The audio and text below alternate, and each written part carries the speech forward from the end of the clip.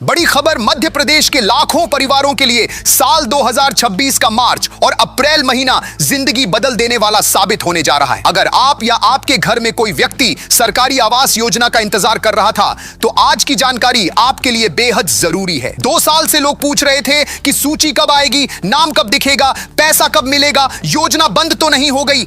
अब आपको साफ साफ स्पष्ट शब्दों में समझा जाए तो तस्वीर पूरी तरह बदल चुकी है। राज्य स्तर पर अंतिम मंजूरी मिल चुकी है, फाइलें अटक कर नहीं पड़ी हैं, बल्कि प्रक्रिया आगे बढ़ चुकी है और सूची सरकारी पोर्टल पर जारी की जा चुकी है। सरकारी जानकारी के मुताबिक इस बार प्रक्रिया पहले जैसी नहीं है। आपको बता दें कि पिछले 2 साल योजना बंद नहीं थी।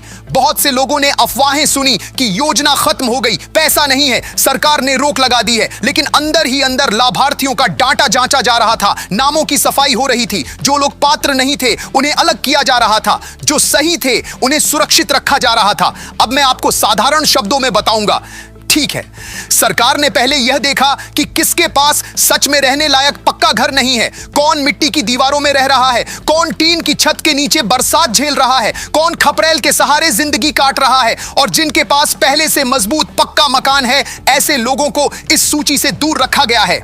इस बार सबसे पहले प्राथमिकता उन्हीं परिवारों को दी जा रही है जिनके पास रहने के लिए सुरक्षित छत नहीं है। अब जरा ध्यान से सुनिए, क्योंकि यही सबसे बड़ा बदलाव है। पूरी प्रक्रिया को पूरी तरह डिजिटल कर दिया गया है। बीच में कोई दलाल नहीं, कोई चक्कर नहीं, कोई सिफारिश नहीं, कोई पैसे देकर नाम ऊपर नहीं करवा सकता। नाम वही रहेगा जो रिकॉर्ड में सही पाया गया है। अगर कोई आपसे कहे कि कुछ रुपए दो, नाम बढ़वा दूंगा, सूची में ऊपर करा दूंगा, तो सीधा सरकारी हेल्पलाइन 181 पर शिकायत की जा सकती है। सरकार ने साफ कर दिया है कि गलत नाम डालने या गलत व्यक्ति को फायदा देने पर जिम्मेदार अधिकारी के खिलाफ कड़ी कार्रवाई होगी। अब सवाल आता है कि इस बार जांच कैसे हो रही है। यहां भी बड़ा बदलाव किया गया है। गांव और मोहल्लों में सर्वे टीमें पहुंच चुकी हैं। घर पर जाकर फोटो ली जा रही है। सिर्फ फोटो नहीं, फोटो के साथ लोकेशन भी दर्ज की जा रही है। जिस जगह घर बना है वही स्थान सिस्टम में दर्ज होगा। इससे नकली दावे रुकेंगे। किसी और जगह की फोटो लगाकर फायदा लेने की कोशिश अब नहीं चलेगी। सरकारी सर्वर पर सब कुछ सीधे अपलोड हो रहा है,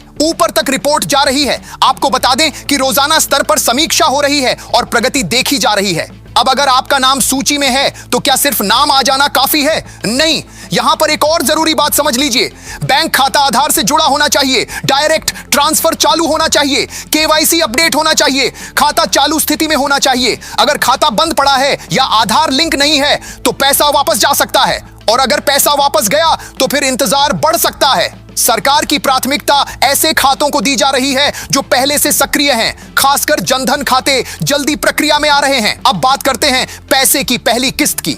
सरकारी कार्यक्रम के दौरान महीने की 25 से 30 तारीख के बीच पहली राशि भेजे जाने की तैयारी है। जनवरी के आखिरी सप्ताह या फरवरी के पहले सप्ताह में प्रक्रिया शुरू हो चुकी थी और मार्च अप्रैल में इसका असर जमीन पर दिख रहा है। पहली किस्त किस लिए है यह भी समझ लीजिए। नींव की खुदाई, गड्ढा तैयार करना, शुरुआती निर्माण सामग्री जैसे ईंट, सीमेंट और रेत के लिए यह राशि दी जाती है। इसके बाद जब दीवारें तैयार हो जाएंगी और उनकी तस्वीर सिस्टम में अपलोड हो जाएगी तब दूसरी किस्त जारी की जाएगी, और जब छत डालने का समय आएगा तब तीसरी किस्त मिलेगी। यानी पैसा चरणों में आएगा और हर चरण की जांच होगी। आपको बता दें कि शौचालय निर्माण के लिए अलग से 12,000 रुपए का प्रावधान है। साथ ही मनरेगा के तहत लगभग 90 से 95 दिन तक मजदूरी का लाभ भी जुड़ सकता है। इसका मतलब यह हुआ कि घर बनाते समय मजदूरी का सहारा भी मिलेगा। अब एक और महत्वपूर्ण बदलाव समझिए। घर का मालिकाना हक महिला के नाम पर दर्ज किया जा रहा है।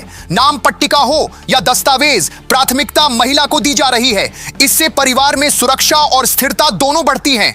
अब अगर किसी ने आय, जमीन या संपत्ति की गलत जानकारी दी है तो सिस्टम उसे पकड़ सकता है। आयकर और अन्य सरकारी डाटा से मिलान किया जा रहा है। गलत जानकारी पाए जाने पर नाम हट सकता है। इसीलिए अगर कोई त्रुटि है तो समय रहते सुधार करवा लेना जरूरी है। टीमें नाम, पिता या पति का नाम, जिला, तहसील और गांव की जानकारी लेकर मिलान कर रही हैं। अगर आधार में गलती है तो सुधार की सलाह दी जा रही है। सरकार का लक्ष्य साफ है कि साल 2026 तक राज्य में कोई भी पात्र महिला बेघर न रहे। इसके लिए बड़े स्तर पर बजट स्वीकृत किया गया है। अधूरा घर छोड़ने की स्थिति नहीं रहने दी जाएगी। हर किस्त की सूचना मोबाइल पर संदेश के माध्यम से भेजी जाएगी ताकि बार बार दफ्तर के चक्कर न लगाने पड़े। अब जरा सोचिए, जब सूची में नाम दिखता है तो सिर्फ एक नाम नहीं जुड़ता, बच्चों की पढ़ाई की सुरक्षा जुड़ती है, बरसात से बचाव जुड़ता है, परिवार की इज्जत जुड़ती है और आने वाली पीढ़ी के लिए एक स्थायी आधार तैयार होता है।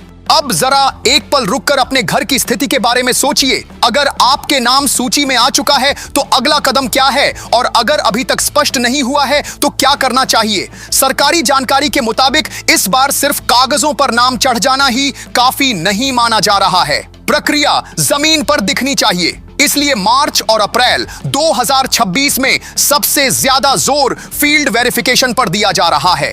टीमें गांव में पहुंचकर सिर्फ पूछताछ नहीं कर रही, बल्कि मौके पर स्थिति देख रही हैं। घर की हालत, छत का प्रकार, दीवारों की मजबूती, रहने की वास्तविक स्थिति सब दर्ज हो रहा है। अब मैं आपको साधारण शब्दों में बताऊंगा, ठीक है?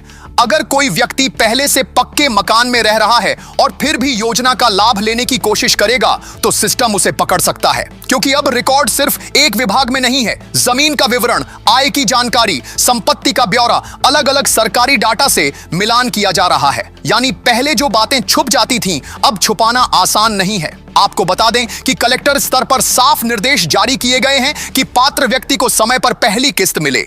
जून और जुलाई 2026 तक किसी भी योग्य लाभार्थी को पहली राशि से वंचित नहीं रखा जाना चाहिए। यह लक्ष्य तय किया गया है और इसकी निगरानी भी की जा रही है।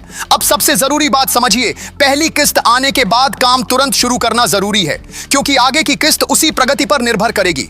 अगर नींव की खुदाई हो गई लेकिन फोटो अपलोड नहीं हुई तो दूसरी राशि रुक सकती है। अगर दीवारें बन गईं लेकिन लोकेशन के साथ प्रमाण नहीं गया तो अगला चरण अटक सकता है। इसीलिए सर्वे टीम जब आए तो सही जानकारी दें, सही जगह दिखाएं और प्रक्रिया में सहयोग करें। अब सवाल आता है कि अगर बैंक में समस्या है तो क्या होगा? सरकारी नियम के अनुसार अगर खाता आधार से लिंक नहीं है, डायरेक्ट ट्रांसफर बंद है, केवाईसी पुरानी है या खाता लंबे समय से इस्तेमाल नहीं हुआ है तो राशि तकनीकी कारण से वापस जा सकती है। इसलिए अभी से बैंक जाकर स्थिति जांच लेना समझदारी है। आपको बता दें कि सक्रिय खाते में पैसा सबसे तेजी से पहुंचता है, खासकर जनधन खाते जिनमें पहले से सरकारी योजनाओं का लेन देन होता रहा है, उनमें प्रक्रिया आसान रहती है। अब एक और बात जो कई लोग नजरअंदाज कर देते हैं, अगर किसी कारण से सूची में नाम गलत दर्ज हो गया है, जैसे पिता का नाम अलग, आधार में स्पेलिंग अलग, गांव का नाम अलग, तो समय रहते सुधार कराना जरूरी है, क्योंकि आगे चलकर यही छोटी गलती बड़ी रुकावट बन सकती है।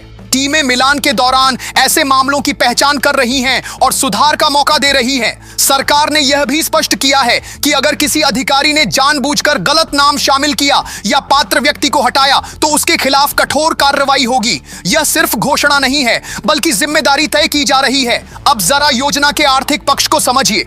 इस बार बजट को लेकर कोई अनिश्चितता नहीं रखी गई है। हजारों करोड़ की राशि स्वीकृत की जा चुकी है ताकि निर्माण बीच में न रुके।